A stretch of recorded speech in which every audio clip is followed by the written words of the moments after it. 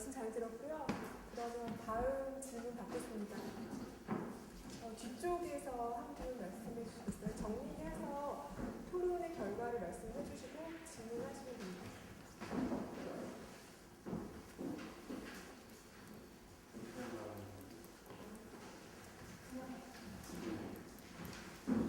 저는 대부분 이제 사회적 실제로 운영하고 계신 분들이 많으셨는데요.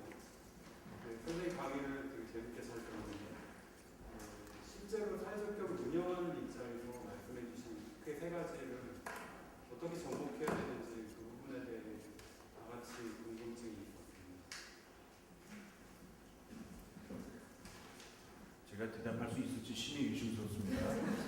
네, 근데 저 그냥 이렇게 그렇다고 저도 뭐 무작정 저 세 가지 얘기를 그냥 듣는 건 아니니까 어떤 말씀이냐면요. 지금 아까 방금 그 답변을 드린 말씀하고 저 연결이 되는 겁니다. 지금 폴라니가 얘기를 할 적에 지금 뭐 제가 세 가지로 편 이상 나눠서 말씀드리긴 했는데 이걸 어떻게 생각하라는 메시지인 거냐면 이게 사람들의 살림살이의 일부로서 막 들어가 있는 행위라는 거죠.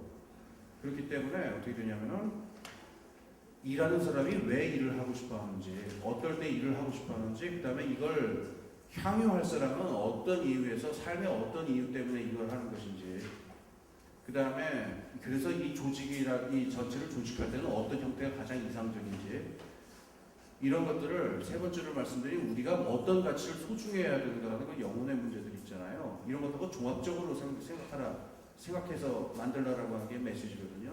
그 반대는 뭐냐면 폴라니가 말하는 게 기업들도 이걸 안 하는 건 아닙니다. 뭐 사회적 가치라든가 뭐 근데 그걸 다 때문에 이게 돈벌이가 되느냐 마느냐의 관점에서 다 판단을 하고 있기 때문에 그리고 기업 조직을 내부적으로 운영하고 조직할 때도 그 관점으로 이렇게 바라보게 됩니다.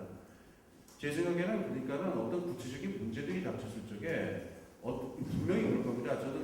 사실은 저도 지금 연구소를 하나 시작을 하려고 하고 있는데 뭐 지구정치경제문제연구원 연구소를 저도 시작하는데 사실 이것도 따지고 보면 사회적 기업의 범주에 들어가야 될 거예요. 왜냐면은 사회적인 서비스를 우리가 하긴 하는 건데 이거 뭐 우리가 그래가지고 뭐 지구정치경제 문제풀이집 이런 걸 할 것도 아니고 뭐 실전 지구정치경제 이런 걸 하는 게 아니니까 저희도 이제 사회적 기업 같은 저희도 이제 연구소를 하면서 어떻게 이 문제를 풀어나갈 거냐는 게 있는데 제 생각에는 여기서 구체적인 문제들이 닥치거든요. 아주 참. 근데 구체적인 문제들이 닥쳤을 적에 까딱 어떻게 되겠냐면 저도 그런 오리를 좀 범한 적이 있었던 것 같은데 이게 판단하기 애매한 문제니까 어떻게 하면 일반 기업에서 어떻게 하지? 내지는 상식적으로 어떻게 하지? 그럼 상급자와 하급자의 관계, 그 다음에 가버넌스는 어디에 있고 이 사람은 뭐 돈을 받았으니까 이런 걸 해야 될 책무가 있고 기타 등등 이렇게 생각해서 판단해서 하기가 십상이거든요.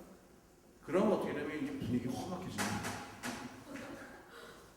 그러니까 저희 연구소에서 같이 하려고 그러는 분들도 다 뭔가 그 뜻이 있고 뭔가 좀 사회적으로 기여하고 싶은 게 있어 온 분들인데 여기다 대고 야 일반 국책연구소에서 말이야 이런 식으로 제가 그런 적은 절대로 없습니다만은 혹시라도 했다가는 그렇죠. 그래서 그러면 이럴 때 구체적인 사례가 부딪혔을 때 이걸 어떻게 풀어야 되느냐라는 거는 사실 그때는 머리가 펑 비어버리잖아요. 회색 스크린이 돼버리는데 그때 깝깝하니까 일반 기업에 예를 들어서 막 풀라고 그런단 말이에요. 왜냐면은 그래야 너도 납득하고 나도 납득할 수 있는 뭔가의 스탠다드가 있는 것 같으니까 그러지 말라는 말씀입니다. 제가 생각합니다. 그렇게 해서 하다 보면은 똑같아집니다. 제가 생각하기에 우리 연구소도 기업이랑 똑같아질 거고 그러면은 그런 거에 기대지 않았을 때 구체적으로 어떻게 문제를 풀 거냐? 이 사람이 제일 열심히 일하게 만드는 방법이 뭐냐? 서비스를 받는 사람이 가장 기쁘게 하는 방법이 뭐냐? 화폐를 매기라지 않고 그걸 가지고서 생각해 봤으면 좋겠다라는 그런 정도 얘기라고 그냥 말씀드리겠습니다. 미진하면은 또 물어보세요. 답변이 되셨는지요? 미진하면 또 물어보십시오.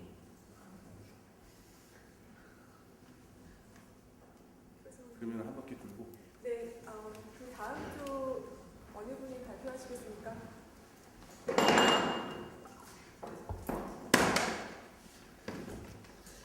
제가 전체적인 내용을 정확하게 다 이해하는 건 아닌데 그럼 한 가지 확실하게 느끼면 질문 잘못하면 굉장히 표정이 당할 수도 있겠다. 그런데 워낙 시니까지가 아니고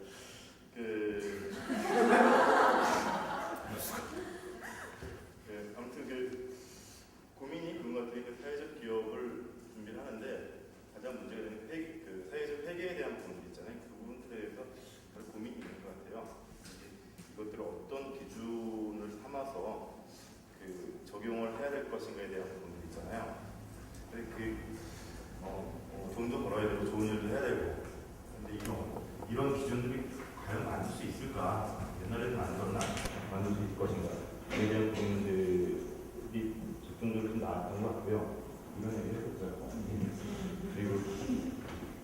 개인적인 질문인데 인간에 대해서 또 긍정적으로 판다 그 폴란이 선생님께서 그 인간의 탐욕이나 야만성 이런 것들이 동시에 존재한다고 저는 생각을 하거든요.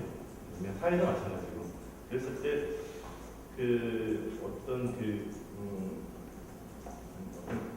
그런 부분들 있잖아요. 이런 그 오류나 아니면 탐욕이나 악함 이런 자연스러운 인류학적으로 봤을 때 이런 부분들에 대해서는 폴란이 선생님께서 그 연구를 하신 게 없으신지.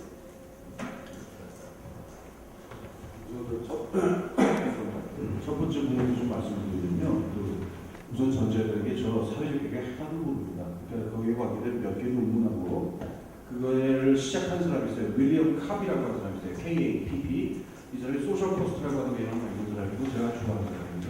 뭐 이런 정도 지식밖에 없기 때문에 요 단계부터는 사실 제가 뭐 제안 하나 드리고 싶으면 여러분들이 언젠가 사회적 기업이 우후죽순처럼 나와서 집단적인 목소리를 갖게 되면요. 그 사회적 기업 컨설팅 회사를 같이 만드세요. 같이 숫자죠.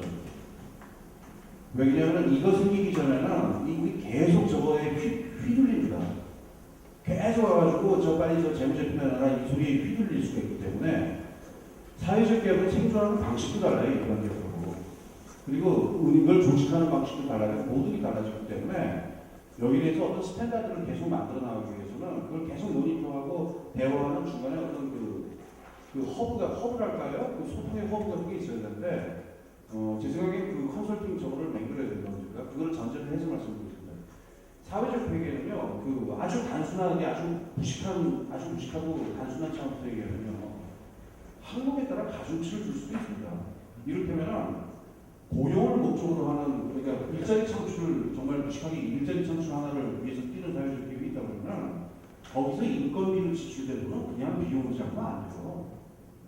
그렇지 않습니까? 그러니까 그걸 가중치를 처리하든가, 아주 무식하게 가중치를 처리하든가, 별개 항목으로 처리하든가, 그래가지고 뭐 손실이 얼마나 안 한다 하더라도 인건비를 이만큼 지급했으므로 얼마나 깐다 뭐 무식하게 하는 방법도 있겠는데 여기서 어떤 게 있냐면 좀 지나면요. 그러니까 두 가지 정도가 아마 크게 궁극적으로 제일 발달된 형태가 나타나는데요. 일반 기업의 회계 체계하고 그러니까 항목이라든가 이 구성이라든가 이게 전부 다 달라야 된다는 거예요.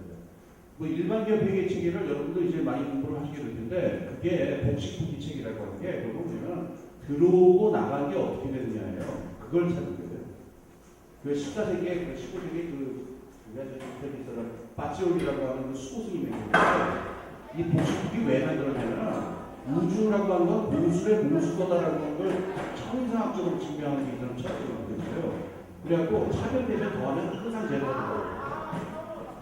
이게 어처구니가 없죠. 이걸 갖다 놓고 사회적 기업에 나오면 이거 공수의 공수가 그 절에 나가서 할 얘기지.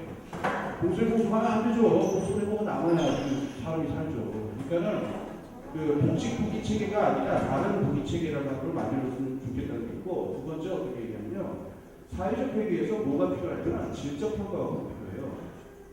그러니까 회계라고 하는 건 항상 숫자로 나타나게 되어 있으니까 그거를 이제 경제적 합리성을 계산한다 이런 것 때문에 회계가 발달하는 건데 경제적 합리성에 숫자 계산만 있습니까?